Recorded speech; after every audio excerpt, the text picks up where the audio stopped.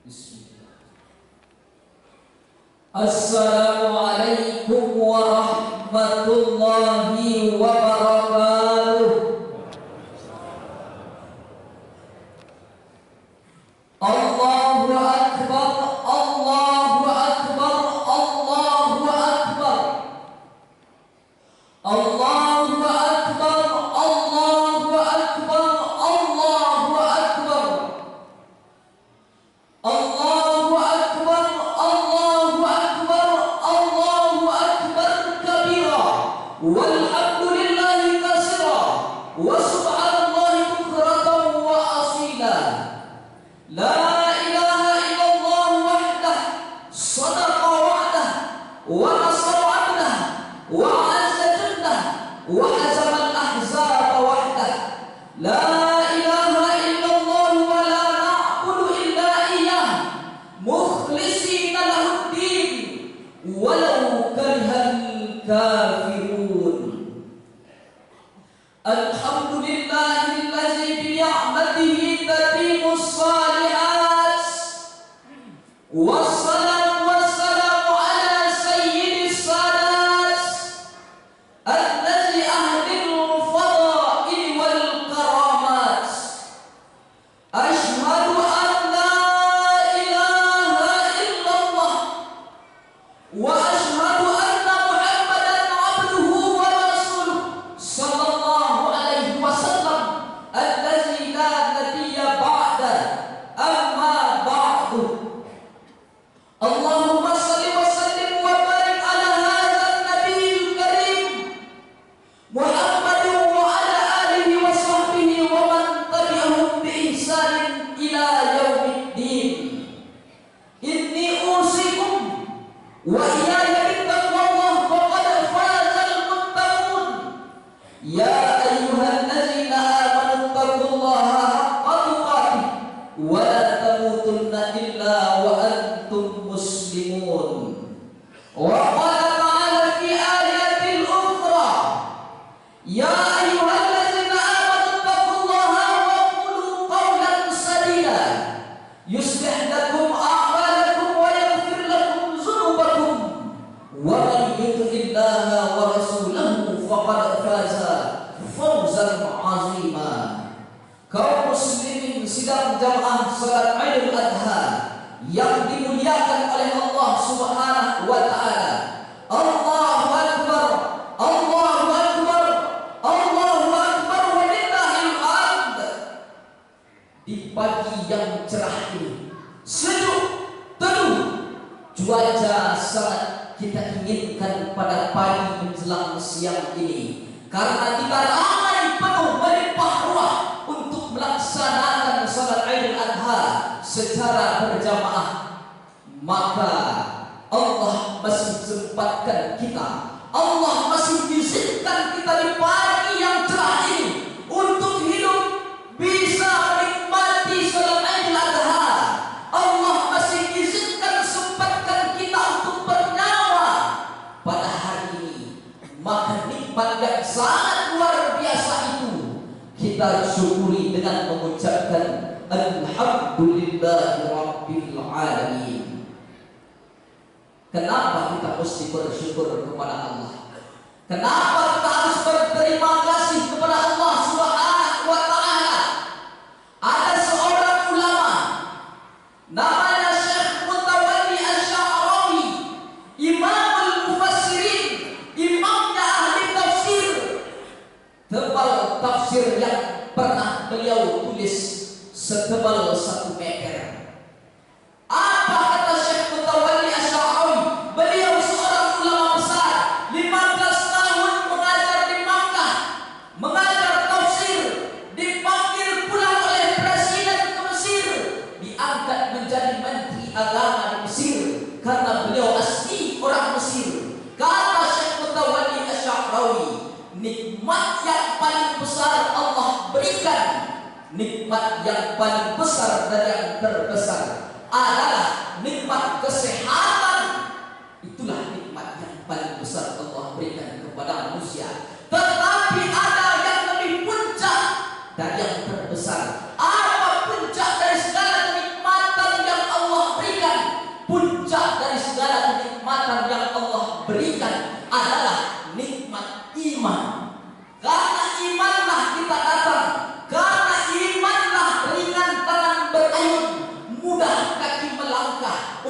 melaksanakan salat Idul Adha pada pagi hari ini, maka bersyukurlah kepada Allah. Allah masih berikan kita kesehatan, Allah masih berikan kita iman. Tancapkan dan tanamkan iman yang teguh dalam hati kita masing-masing. Jamaah salat Idul Adha yang dimuliakan Allah Subhanahu wa taala. Allahu akbar, Allahu akbar, Allahu akbar walillahil hamd. Ada seorang ulama besar namanya Imam Al-Husaini, menulis kitab Ar-Risalah Al-Husainiyah. Beliau pernah mengatakan, jangan pernah lihat bentuk nikmat yang Allah berikan, tetapi apa yang mesti dilihat? Yang mesti dilihat adalah siapa yang memberikan nikmat itu. Kenapa demikian? Karena kalau seandainya kita melihat bentuk nikmat yang Allah berikan, maka manusia akan suka membandingkan nikmat dia dengan nikmat orang lain. Kalau seandainya manusia melihat siapa yang memberikan nikmat, maka dia akan bersyukur. Contohnya, hari ini adalah hari raya yang besar. Kita beli baju baru, beli mukena yang baru, beli pakaian yang baru. Tetapi setelah kita datang ke masjid, ada saudara kita, sahabat kita, jamaah kita sholat di samping kita, melihat kita, kita pun melihat dia. Tetapi menurut pandangan mata kita, pakaian yang dia pakai lebih bagus dan lebih indah dibandingkan pakaian kita. Maka kita akan membandingkan antara pakaian kita dengan pakaian sahabat kita tersebut.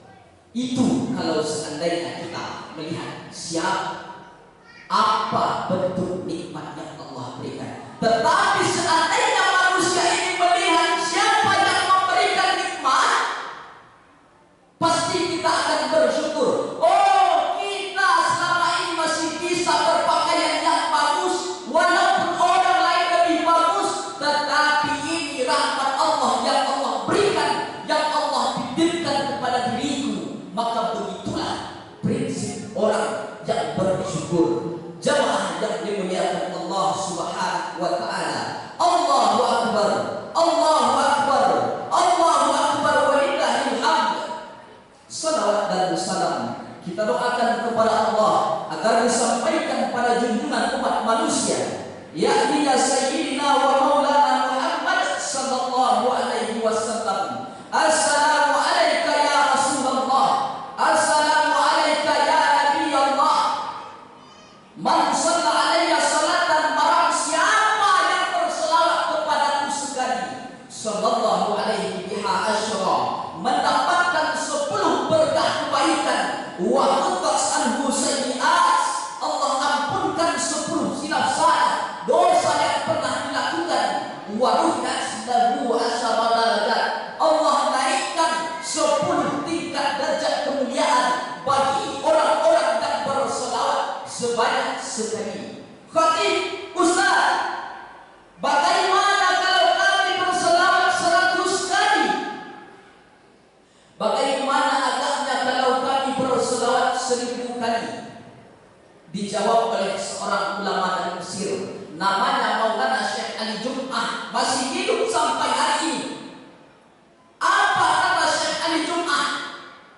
Andaikan ada orang yang berselawat dalam sehari sebanyak 1000 kali, maka ketika sakaratul mautnya datang, ketika malaikat tiba mencabut nyawanya, maka ketika itu malaikat akan mengepakkan sayap yang sebelah kanan dan kita melihat tempat di dalam surga.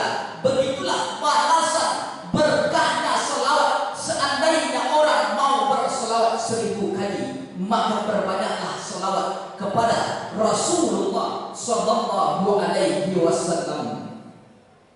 Kaum muslimin yang dimuliakan Allah Subhanahu wa taala. Allahu akbar, Allahu akbar, Allahu akbar. Hari ini, pagi hari ini, kita membesarkan Allah di dalam hati Kita membesarkan Allah dalam kehidupan kita masing-masing. Kita mengucapkan takbir, kita mengucapkan tahlil, kita mengucapkan tahlil. Sepanjang jalan kita dengar, sepanjang jalan kita ucapkan kalimat Allahu Akbar, maka kita pagi hari ini sudah termasuk membesarkan Allah. Kenapa kita membesarkan Allah? Kita yang hina, kita yang kotor, kita yang rendah, kita manusia tidak ada apa-apanya. Yang besar itu hanya Allah. Mana pejabat yang besar? Mana orang kaya yang besar? Mana penguasa yang besar? Yang besar hanyalah Allah. Aku, kita hanyalah manusia yang busuk, yang berjalan di atas tanah. Nanti lama-lama berjalan di atas tanah, dikuburkan lagi ke dalam tanah. Maka besarkan Allah supaya diri kita menjadi kecil, supaya kita tidak angkuh dan sombong. Maka besarkan Allah, besarkan Allah ketika senang itu datang, ketika susah itu datang. Besarkan Allah di dalam kehidupan. Banyak terjadi ketika hati susah, ketika hati sempit, kita selalu besarkan Allah. Kita selalu memohon kepada Allah, kita selalu mengingat Allah. Tetapi coba ketika kita bahagia, ketika kita senang, kenapa kita lupa dengan Allah? Apakah kesenangan, kebahagiaan membuat kita lupa dengan Allah? Apakah kesusahan selama ini membuat kita ingat dengan Allah? Pertanyakan pada diri kita masing-masing. Kenapa demikian? Kalau seandainya ada manusia-manusia ketika susahnya datang dia berdoa, ketika susahnya datang dia meminta, maka apakah kita tidak termasuk orang-orang yang munafik? Apakah kita tidak termasuk orang-orang yang zalim pada diri kita karena kita sudah melupakan Allah dalam hidup? Maka pertanyakan pada diri kita masing-masing, apakah kita selalu ingat dengan Allah Subhanahu wa Ta'ala? Tetapi biasanya kebanyakan kita membesarkan Allah dalam hidup yang sempit, dalam hati yang susah. Tetapi kita ingat sejarah Nabi Ibrahim alaihissalam. Beliau ketika senang ingat dengan Allah, ketika susah juga ingat dengan Allah. Tiru sifat Nabi Ibrahim alaihissalam. Karena itulah yang kita peringati pada hari ini. Ketika susah datang kita mengingat, ketika lapang datang, senang datang, kita pun juga mengingat Allah Subhanahu wa Ta'ala. Apalagi yang paling sering terjadi ketika kita susah, kita ingat dengan Allah. Kenapa demikian? Karena ketika sempit itulah kita selalu meminta, bermunajat, berdoa kepada Allah Subhanahu wa Ta'ala. Ya Allah, lapangkan hidupku, lapangkan jiwaku, lapangkan hatiku, lapangkan rezekiku. Ketika susah itu datang, barulah kita sering-sering mengingat Allah Subhanahu wa Ta'ala. Karena disitulah Allah akan menolong kita. Dan ketika kesenangan datang, disitulah Allah melancarkan hidup kita. Dulu dalam sejarahnya Nabi Ibrahim alaihissalam susah, diuji oleh Allah Subhanahu wa Ta'ala. Banyak ujian yang menimpa Nabi Ibrahim. Pertama ujian yang Allah berikan kepada Nabi Ibrahim alaihissalam adalah ayahnya menyembah berhala dan membuat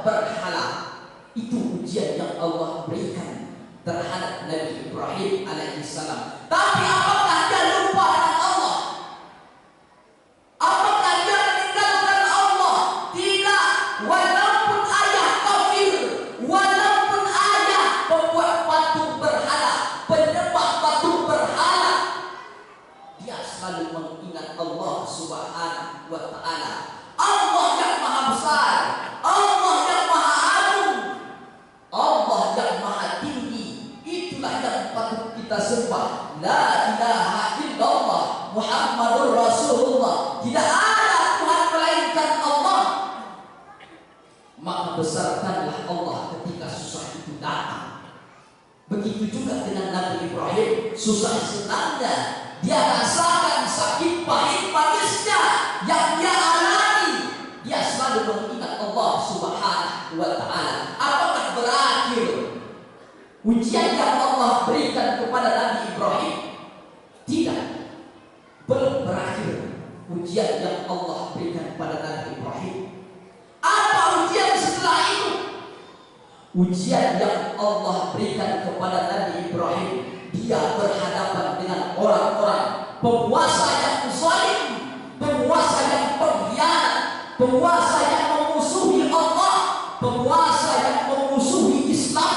Dia hadapi rajanya, dia hadapi rakyatnya, dia hadapi siapapun yang menghalangi dakwahnya, walaupun dia dalam keadaan sendirian. Bahkan suatu saat dihancurkan patung-patung berhala dengan dampak yang besar. Dia hancurkan dan dia letakkan dampak yang besar itu di patung yang paling besar. Lalu dia mengajak berpikir, siapa yang menghancurkan Tuhan kami? Ini pasti ulah Ibrahim. Setelah itu Nabi Ibrahim dipanggil oleh sang penguasa yang zalim. Dan dia pun mengharap, aku tidak pernah menghancurkan patung itu karena tampaknya sudah terletak di patung yang lebih besar, diinduk dari segala patung. Coba kalian tanya ke patung yang besar itu, siapa yang telah menghancurkan? Apa jawab raja yang zalim? Dia menjawab, mana sebisa seorang patung, sebuah patung yang mati menjawab pertanyaan kami. Kalau seandainya patung tidak bisa menjawab pertanyaan kalian, kenapa kalian masih menyembah patung itu? Apakah kalian cerdas atau kalian bodoh? Kata Nabi Ibrahim. Dia mengajak berpikir Raja Namrus. Apakah berakhir ujian sampai di situ? Tidak. Ujian itu berlanjut hingga dikumpulkan seluruh kayu bakar dari pelosok negeri, dikumpulkan semua kayu-kayu yang ada, dimasukkan Nabi Ibrahim alaihissalam ke dalam api yang besar. Apakah Nabi Ibrahim hancur sampai di situ? Tidak. Nabi Ibrahim keluar dari api dalam keadaan menggigil kedinginan. Tapi Allah selamatkan Nabi Ibrahim alaihissalam. Jamaah yang dimuliakan Allah Subhanahu wa Ta'ala, Allahu Akbar, Allahu Akbar, Allahu Akbar, walillahil hamd. Ujian Nabi Ibrahim pun belum berakhir sampai di situ. Apa ujian Nabi Ibrahim selanjutnya? Dia diusir dari keluarganya, lalu pun dia diusir oleh sang raja, sang penguasa yang zalim. Dia pergi dari tempat kekuasaan tersebut. Dia berangkat menuju negeri lain. Tapi apakah ujian akan berakhir? Belum berakhir. Setelah itu dia menikah dengan Siti Hajar dan dia meminta kepada Allah Subhanahu wa Ta'ala, meminta keturunan, meminta anak. Sudah berpuluh tahun Nabi Ibrahim tidak memiliki anak. Pada usia berapa Nabi Ibrahim diberikan keturunan? Nabi Ibrahim alaihissalam diberikan keturunan oleh Allah Subhanahu wa Ta'ala pada usia 86 tahun. Barulah beliau diberikan keturunan. Apakah ujian sampai di sini? Berakhir, selesai sudah? Tidak. Allah sudah berikan anak dengan meminta Rabbi habli minas shalihin, Rabbi habli minas shalihin, Rabbi habli minas shalihin. Berikan aku anak-anak keturunan yang soleh. Setelah anak itu dilahirkan, setelah anak itu terlahir ke atas dunia, disuruh Allah, diperintahkan Allah, Nabi Ibrahim alaihissalam meninggalkan anak dan istrinya di sebuah lembah, di sebuah tempat yang sunyi, tak ada orang, Tempat itu bernama Lembah Makkah. Ditinggalkan di bawah pohon. Di bawah pohon kurma. Tidak ada air, tidak ada makanan. Kurma pun sudah layu, tidak berbuah.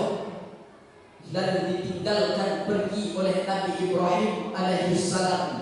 Anak pun menangis, anak semata wayang, yang dicintai, yang dikasih dan yang disayang. Buah hati belayan jiwa yang dicintai ditinggalkan dan dia menangis meminta air karena air tidak ada, habis. Maka ketika itu Allah berkuasa menjadi mukjizat, dan dari kaki Nabi Ismail, anak Nabi Ibrahim, muncul tempat telaga air yang membentuk menjadi sumur. Itulah air yang paling baik di dunia. Sampai hari ini tidak pernah kering. Sumur itu bernama Sumur Zam-Zam.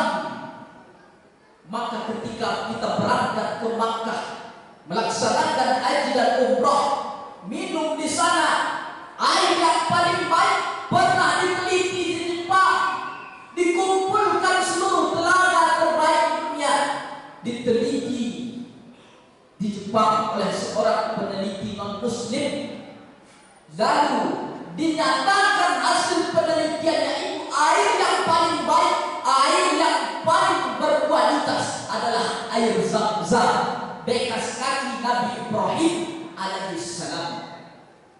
Maka dan dinyatakan juga oleh profesor tersebut, peneliti tersebut, itu adalah salah satu obat yang ada di dunia. Itulah berkah yang Allah turunkan kepada Nabi Ismail alaihissalam.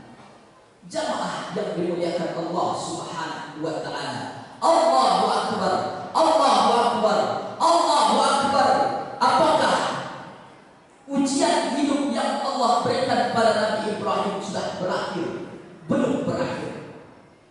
Kenapa demikian? Setelah anak itu lahir, setelah anak itu dewasa, remaja, sedang bahagia, senang-senang melihatnya, disitulah Allah turunkan ayat bahwa diperintahkan Nabi Ibrahim untuk menyembelih anak tersebut. Allah sudah jelaskan dalam Al-Quran, falamma balagha ma'ahu sa'ya qala ya bunayya inni ara fil manam inni asbahuka fanzur ma tara qala ya abati if'al ma tu'mar satajiduni insyaallah minas sabirin.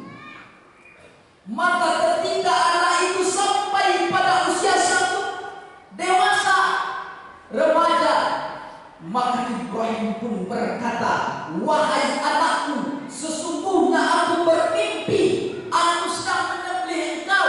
Apakah engkau siap? Apakah engkau setuju? Apa kata Nabi Ismail alaihissalam? Beliau mengatakan bahwa beliau sanggup untuk disembelih kalau seandainya itu perintah Allah, kalau seandainya itu disuruh Allah. Aku siap aku, wahai ayah, silahkan lakukan. Itu diminta Allah, menyembelihmu diminta Allah. Aku siap laksanakan itu, dan engkau harus siap laksanakannya, wahai ayahku. Dan aku insya Allah menjadi orang-orang yang sabar. Insya Allah aku kuat, insya Allah aku sanggup melaksanakannya, wahai ayah. Begitu kata Nabi Ismail alaihissalam. Setelah ini, apakah berakhir ujian sampai di situ? Seberat itu ujian Nabi Ibrahim alaihissalam. Dia rela korbankan anaknya, dia rela tinggalkan anak istrinya di tempat yang jauh di lembah Makkah. Dia tinggalkan keluarganya untuk memenuhi perintah Allah. Dan apa pelajaran yang bisa kita ambil? Apakah yang sudah kita perbuat untuk agama Allah? Apa yang sudah kita korbankan untuk agama Allah? Apakah kita sanggup korbankan harta kita? Apakah kita sanggup mengeluarkan apa yang kita miliki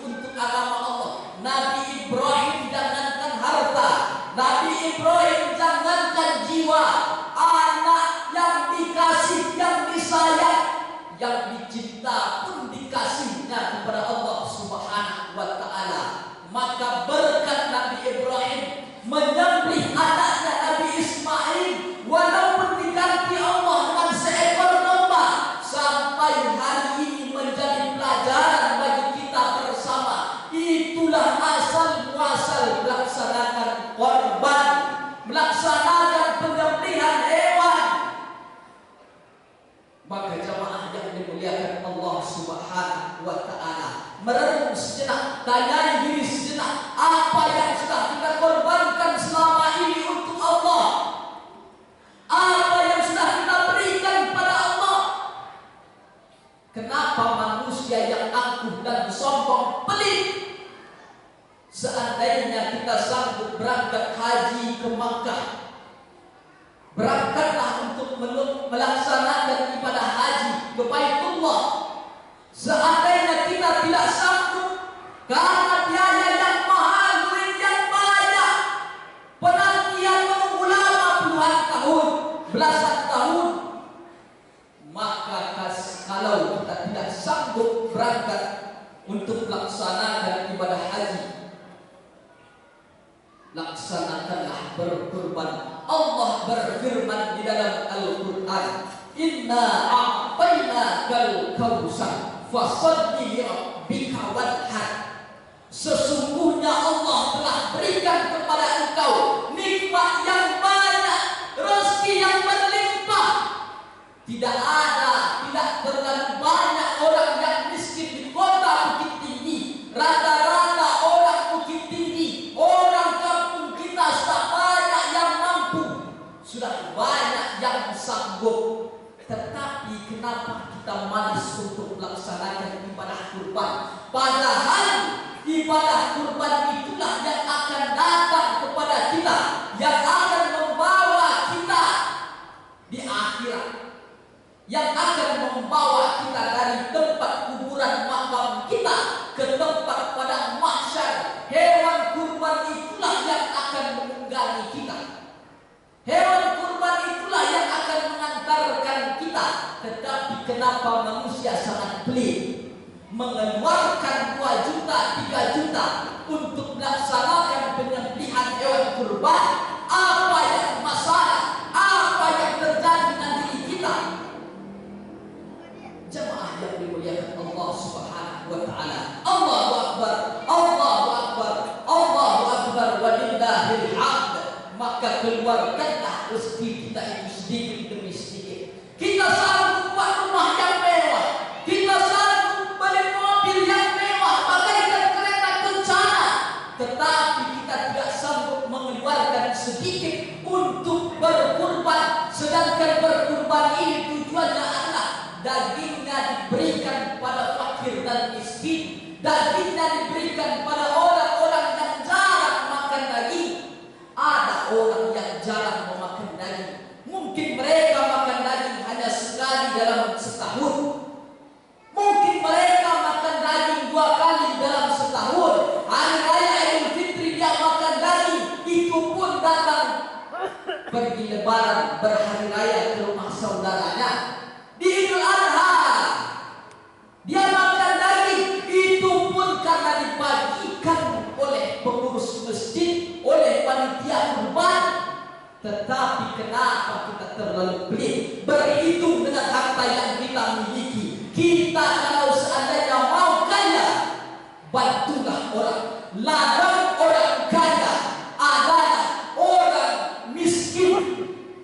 Ladang orang yang berduit adalah orang yang susah menahan kelaparan. Seandainya engkau bantu orang-orang yang susah melalui harta yang engkau miliki, maka itulah ladang yang terbesar bagimu. Ada seorang pengusaha di salah satu provinsi di Indonesia ini. Beberapa hari yang lalu kami bertemu, berjumpa, berdiskusi.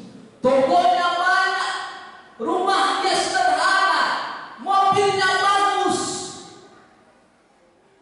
Setelah saya tanya, apa resep Bapak menjadi orang yang hebat, sukses, orang yang kaya, melintir?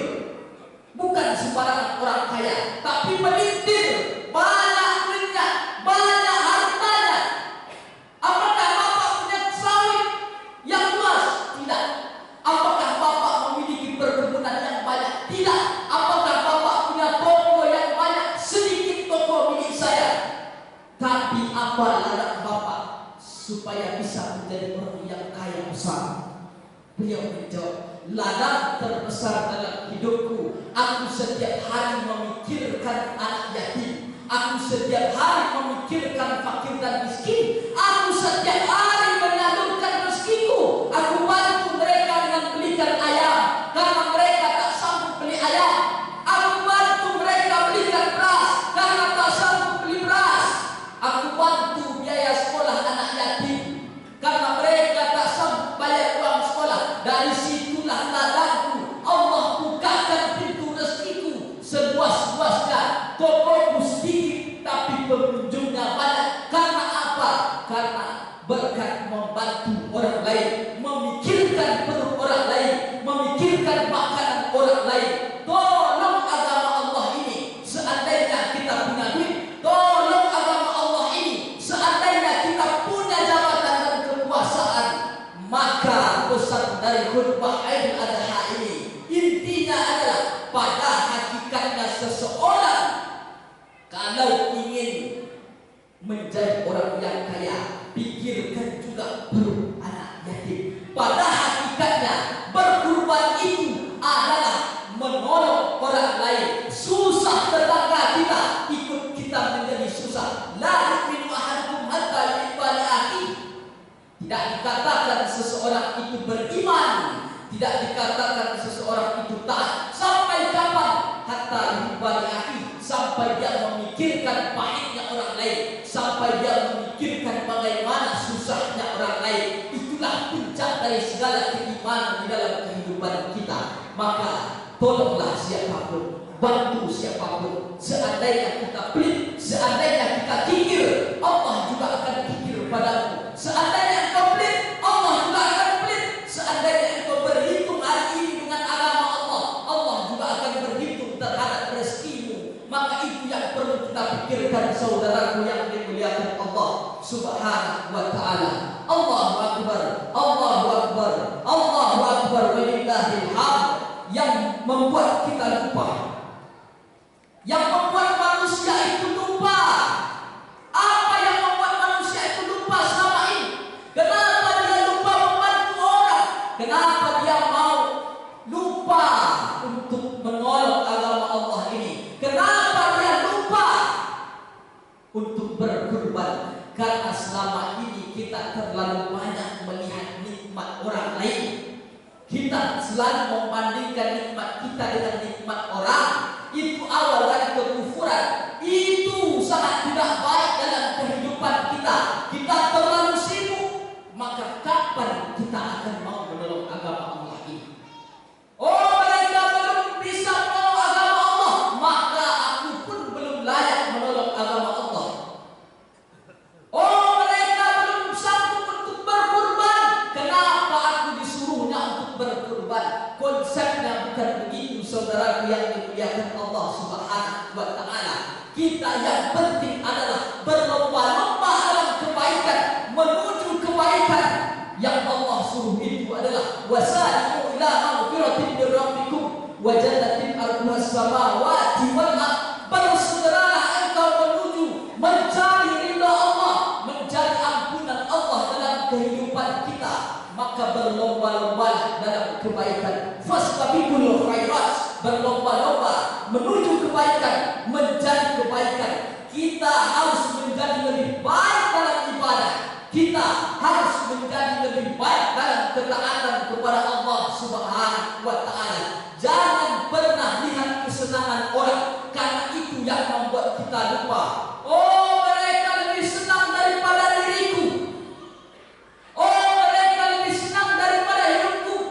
Oh, mereka sejahtera dibandingkan hidupku. Seandainya kita melihat kesenangan yang dimiliki oleh orang lain, maka kita lupa dengan kebahagiaan kita. Kita lupa dengan kesenangan hidup kita. Maka lihat kesenangan kita, kejar kesenangan orang lain. Lihat kebaikan kita, kejar kebaikan orang lain. Begitulah fastabiqul khairat di dalam kehidupan. Jangan pernah lihat orang yang lebih baik kalau seandainya orang itu akan menjatuhkan kita, membuat kita down di dalam kehidupan. Maka kita selalu berpikir, oh, pejabat lebih senang, mereka lebih banyak duit, kemana-mana dikawal dengan polisi pakai manual. Belum tentu mereka senang, belum tentu mereka bahagia. Kenapa demikian? Karena mereka juga ada yang ditakutkan. Pertama, mereka takut jatuh, dijatuhkan orang. Yang kedua, mereka takut dengan KPK. Oh, kita melihat mereka yang kaya hidupnya senang, mereka yang banyak uang hidupnya senang, kemanapun mereka pergi senang. Ada yang ditakutkan orang kaya. Yang ditakutkan oleh orang kaya adalah takut miskin. Oh, ada juga orang kaya yang melihat orang miskin lebih senang, orang miskin lebih bahagia. Belum tentu. Yang ditakutkan oleh orang miskin adalah tidak bisa makan, tidak bisa menyekolahkan anak. Tetapi yang paling penting, siapapun kita saling tolong menolong dalam kebaikan. Itulah maksud fastabiqul khairat. Kadang-kadang orang berpikir, oh, jadi ustaz lebih senang, jadi dai lebih senang, jadi pendakwah lebih senang, mereka bisa teriak. Belum tentu juga ada kesenangan dalam ceramah. Belum tentu juga ada kesenangan menjadi seorang mubalik. Karena setiap hari berkeliling pakai motor kendaraan, keliling Sumatera Barat, menempuh hujan, menempuh panas, menempuh teriknya matahari, menempuh hujan petir badai yang kami tempuh. Maka belum tentu. Lihatlah apa yang diberikan oleh Allah pada kita, dan kita selalu berbuat baik, dan kita selalu berlomba-lomba di dalam kebaikan. Jangan lihat kesenangan orang, kalau itu hanya membuat kita menjadi jatuh. Jangan pernah lihat kesenangan orang kalau seandainya tidak memotivasi diri kita. Barakallahu li wa lakum fil Qur'anil azim, wa nafa'ni wa iyyakum bima fihi ayati wa zikril hakim, wa taqabbal minni wa minkum innahu wal ghafurur rahim.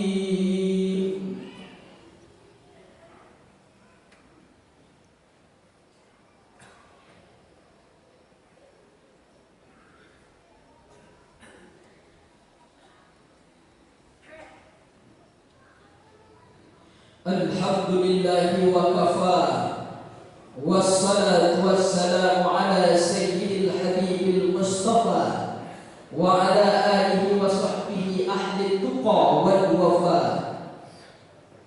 Ashhadu an la ilaha illallah wa ashhadu anna Muhammadan abduhu wa rasuluh sallallahu alaihi wasallam allazi la nabiyya ba'dah. Amma ba'du. Allahumma salli wa sallim wa barik ala hadzal nabiyil karim Muhammadin wa ala alihi wa sahbihi wa man tabi'ahum bi ihsan ila yaumiddin. Inni usikum wa iyaya bittaqwallah faqad fazal muttaqun. Ya ayyuhallazina amanu taqullaha haqqa tuqatih wa la tamutunna illa wa antum muslimun. Qala Allah Ta'ala fil Qur'anil Azim, a'udzu billahi minasy syaithanir rajim. Bismillahirrahmanirrahim. Qul huwallahu ahad, Allahus samad, lam yalid wa lam yulad wa lam yakul lahu kufuwan ahad. Innallaha wa malaikatahu yusalluna 'alan nabi.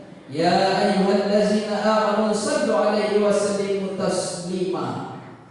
Allahumma salli ala Muhammad wa ala ali Muhammad kama sallaita ala Ibrahim wa ala ali Ibrahim, wa barik ala Muhammad wa ala ali Muhammad kama barakta ala Ibrahim wa ala ali Ibrahim fil alamin innaka Hamidum Majid. Ad-du'a. Allahumma ighfir lil muslimina wal muslimat wal mu'minina wal mu'minat al-ahya'i minhum wal amwat innaka sami'un qaribun mujibud da'wat. Amin amin ya qadiyal hajat. Allahumma salamata wal barakata ala hazihil jamaah. Berikan keselamatan pada seluruh jamaah yang hadir pagi hari ini ya Allah.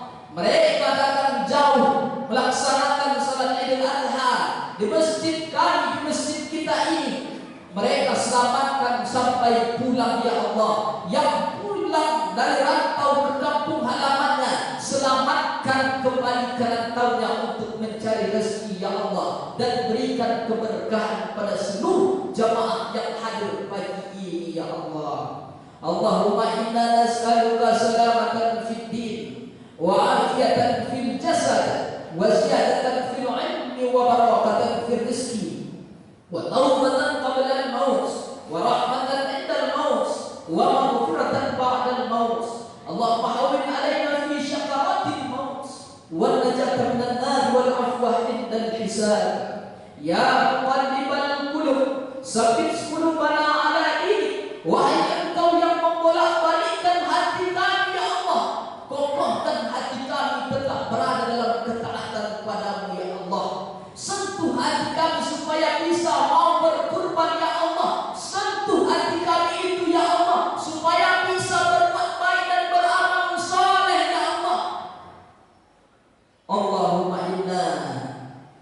Allahumma inna nas'aluka salamatan fid din. Selamatkan juga kami dalam agamamu ya Allah. Wa afiyatan fil jasad. Selamatkan jasad kami. Wa barakatan fil rizqi. Berkahkan rezeki kami. Wa taubatan qabla al-maut. Berikan kami taubat menjelang mati ya Allah. Allahumma fa'anal wala wal waba wal fahsya wal riba wal zina wal munkar. Jauhkan kami dari perbuatan zina. Jauhkan kami dari musibah malapetaka ya Allah. Jauhkan kami dari bencana alam yang terjadi, gunung Merapi yang meletus ya Allah. Jauhkan kami dari perbuatan-perbuatan maksiat LGBT ya Allah. Jauhkan kami dari kemunafikan yang ada di negeri kami ya Allah. Jadikan negeri kami menjadi negeri yang baldatun thayyibatun wa rabbun ghafur ya Allah. Rabbana zalamna anfusana wa illam taghfir lana wa tarhamna lanakunanna minal khasirin. Kami telah zalim pada diri kami ya Allah, maka jauhkan kami, ampunkan kami dari kezaliman yaitu ya Allah. Ittaqu zulma zulmatun yawmal qiyamah. Karena kami yakin, karena kami tahu kezaliman itu akan menjadi kegelapan pada hari kiamat ya Allah. Jauhkan kami dari perbuatan yang zalim ya Allah. Ampunkan kami dari perbuatan yang zalim pada diri kami, pada orang lain ya Allah. Rabbana atina fid dunya hasanah wa fil akhirati hasanah wa qina azabannar. Ibadallah, innallaha ya'muru bil 'adli wal ihsan wa ita'i dzil qurba wa yanha 'anil fahsya'i wal munkari wal baghi ya'izukum la'allakum tadhakkarun. Fadhkurullaha al-'azim yadhkurkum min fadlihi yu'tikum wa la dzikrullahi akbar wallahu ya'lamu ma tasna'un.